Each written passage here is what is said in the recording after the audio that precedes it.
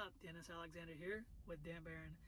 Today I'm going to show you how or why I like to sit down doing door dings for hail damage. And I like to sit down in my chair and do it. And the reason why is because it's more comfortable. I don't have to bend over. My arms typically aren't in the way, blocking or obstructing my view. I don't have to do an upside down, where you're looking upside down and doing all that. I don't have to do that. And I like to look head on at the dent. Like, so say this is the dent, I'm looking directly at the dent. And the reason why I like to look head on at the dent is because it's a more efficient and effective repair, meaning I can push the center up easier because I'm looking in the center of the dent, and I can push a whole lot more of that metal out cleaner without missing the edges or going outside the dent, creating high spots around the center of the dent. That's what you don't want to do, because then you're causing yourself more time cleaning up the repair. In this video, I'm going to show that, what door tools I like to use, what door tools that I don't like to use, and tools that are specifically marketed for door tools that I don't hardly use unless it's a very specific dent that's only that tool can get to, which is rare. Hope you guys enjoy the video. If you haven't subscribed yet, do that. Leave a comment, whether it's good or bad. I want to know why you liked the video, what you didn't like about the video, or what you think we can do differently. As always, guys, thanks for watching. PDR Finesse, definitely my favorite door tools. Your standard door hook tools, Okay, so pretty much the reason why I like to sit down is obvious. I'm not standing up. I get to look at the dent directly, and as you can see, I'm pretty face on the panel, and my arms are out of the way, they're not obstructing my view of the dent. Here I am standing up to show you what it would be like if I were standing up to see that dent. I'm cocked sideways. It's very difficult on my shoulders and my back and hips and knees to be standing up like that. So, if you like to be comfortable, sit down in a chair. And I'm going to show you how blending, knocking down dents. It's easier. I'm sitting down. I can reach out easily. It's not very difficult or strenuous on my body or shoulders. I can rest my arm on the panel if the dent's in the bottom. And here I is standing up. I got to stand on one knee to get down there and reach to the bottom, which is fine if you really want to. As you can tell, I'm looking directly at this panel. The light's close to the dent, which allows me to see the bottom of the dent, which is what you want to do. See the center of the dent. So you can put a tool right on that and push it up slowly. It's all about comfort. If you can stay comfortable, you can work longer and do cleaner repairs. And that's just my opinion on that matter. So, starting the dent, you want to be close up at it, like I am here, face on. Once you're trying to finish out the dent and there's very, very micro low left, you want to get as far away from that dent as you can.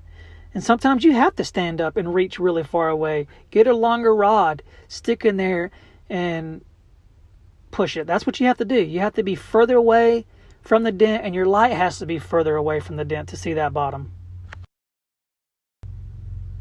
Here's another example of how I use a knockdown sitting down. I use my index finger knuckle to rest against the panel and stabilize it. And I'm just sitting down. I can see it very easily. I'm not on my knees or anything like that. It's all about comfort to me. Being comfortable whenever you're doing repairs. So, yeah. So here we go with kind of like a point of view. So if you're looking at the dent, you're sitting in your chair, you can see it easily. If I'm looking head on it, you can see that high crown right there at the edge of the dent. If you're at an angle, it's not there. You don't notice it. You can see the more you get head on that panel, the more that crown you can see, and it's easier for you to. Here's a snapshot. The shiny spot is the high, where that little crown's at. You want to look perpendicular or face on at the dent to start the low. And it makes it easier for you to push that center up because you can see that little gray area in between those white lines, that's the low spot, and you can just push that up slowly and tap that little crown down later and get further away from the dent and push your light further away and clean it up and make it perfect. Here are my favorite tools I like to use on doors, specifically for doing hail damage. The little two black ones are from Dentcraft door tools. I take the belt mountings off and slip it in little holes and slots at the top of the edges of doors. The 3 in the middle, those are the PDR Finesse circus rods. I use those for just regular door dings, things like that. And the 2 at the end are PDR Finesse. I don't use those as much. So here they are. They're pretty small, these Dentcraft hook tools, but they work great for getting inside of belt molding access holes from the backside of the door at the top edges of doors. They're perfect for that.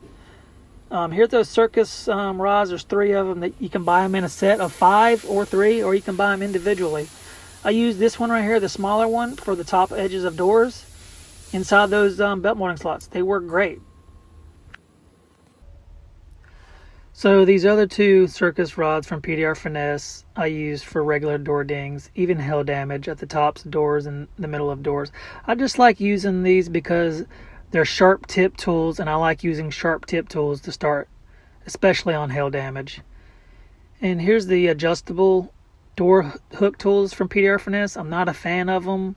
I use them, but very rarely. I just don't like them for some reason. They don't give me the torque I like or desire. The reason why I don't like them is obviously I feel like there's too much flex in them. I like pushing more than I like twisting, and these are a twisting action type of tool. And when you're pushing, I feel like there's less flex, especially on shorter tools, because obviously you can get better leverage or more control on the shorter tools, in my opinion. The longer the tool, the less control you have, and the more flex you're going to have. And if you can, please subscribe to the channel. If you liked it, thumbs up. If you hated it, thumbs down. Leave a comment what you liked about it. Leave a comment what you didn't like about it. Your input helps me to create more videos to help you. As always, have a great day.